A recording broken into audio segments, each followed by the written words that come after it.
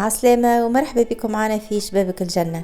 اليوم إن شاء الله مش نشوفوا مع بعضنا صوص كراميل بالشوكولاتة بنينة برشا تعمل الكيف. فيها برشا استعمالات. نجم نزينوا بها لي كيك سابلي، نجم تكون حشوة للجوزة. لكن قبل ما نشوفوا الطريقة والمكونات ما تنساوش تعملوا اشتراك في القناة وتفعلوا الجرس باش يوصلكم كل فيديو نعمله جديد. وتوا يلا نبداو. خذيت 235 غرام كريم ليكيد، خذيت 120 غرام سكر، 12 غرام جليكوز، 40 غرام زبدة، 110 غرام شوكولاتة. اول حاجة ناخذ كسرونة ماذا بينا تكون غارقة، من الاحسن تكون غارقة. حطيت 120 غرام سكر. شوفوا كيفاش نبدأ نحط السكر بشوية بشوية، نحط طبقة رهيفة كيف نشوفوا على جناب بدا يذوب، نزيد شوية سكر. البلاصة اللي نشوفها بدات تذوب نزيد نحط عليها السكر باش ما يغلبناش الكراميل وما يتحرقش. معناتها كيف نحطوا كمية كبيرة من السكر فرد مرة ينجم اللوطة يبدأ يتحرق وما نفيقوش به. هك علاش نبدأ نزيدوا بشوية بشوية، معناها الشوية اللي تذوب احنا نزيدوا نغطيوها بالسكر. برشا ناس يغلبهم الكراميل، هذاك علاش كي تعملوا الطريقة هذه بقدرة ربي ما يغلبكمش. بعد خذيت 12 غرام جليكوز اللي هو تقريبا نصف مغرفة، ونحطه فوق السكر خليه يتكرمل مع بعضه. نبدأ نحرك في الكسرونة هكاكا بشوية باش يزيد يذوب السكر ويدخل في بعضه. نبدأ نجم نعاونه شوية كيكا بالمغرفة وندز السكر الحبيبات ندزه في وسط البلاصة اللي ولات كراميل. وكان تخافوا زاد يغلبكم الكراميل تنجموا تحطوا السكر وتحطوا في الوسط تقريبا مغرفتين ماء وتخليوه يغلي كيكا بشوي بشوي.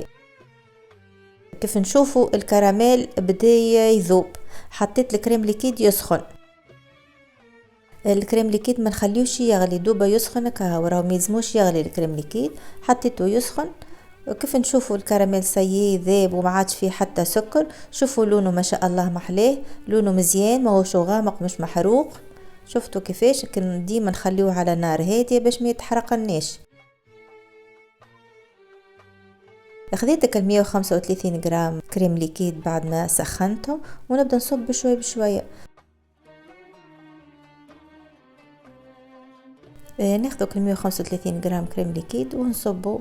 شوفوا كيفاش فاضت، هك علاش قلت لكم حطوا في كسرونه غارقه باش ما تفيضناش. نصب شويه ونحرك وبعد حطيت الكميه الكل ونبدا نحرك. مادام دافي ما نخافوش منهم حتى كان صاروا فما بعض التكتلات في يغلي الكراميل يوليو يتحلوا.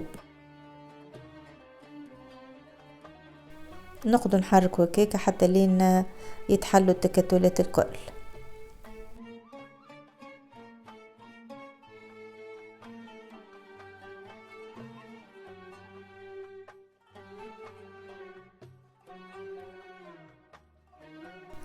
توا بعد ما شفتهم التكتلات الكل تحلوا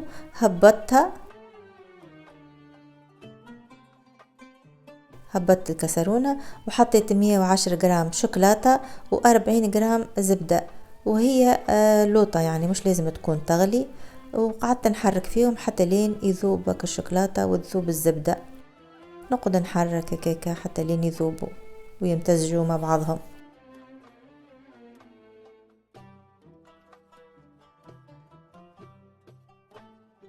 في المرحلة هذه تنجموا تاخذوا الفواكه كما عملت اني وتقعدوا تحركوا حتى لين يمتزج الخليط بالباهي ويتنحاو لك عبر الكل.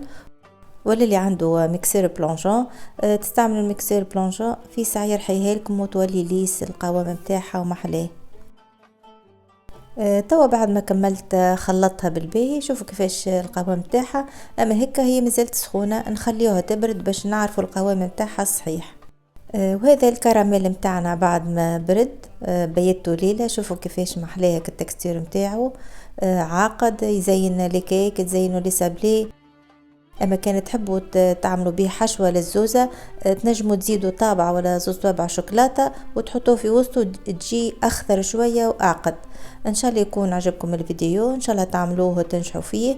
نستنى دعمكم للقناة ونستنى جماعتكم وكومنتاراتكم. نتلقى ان شاء الله في فيديو قادم. الى اللقاء.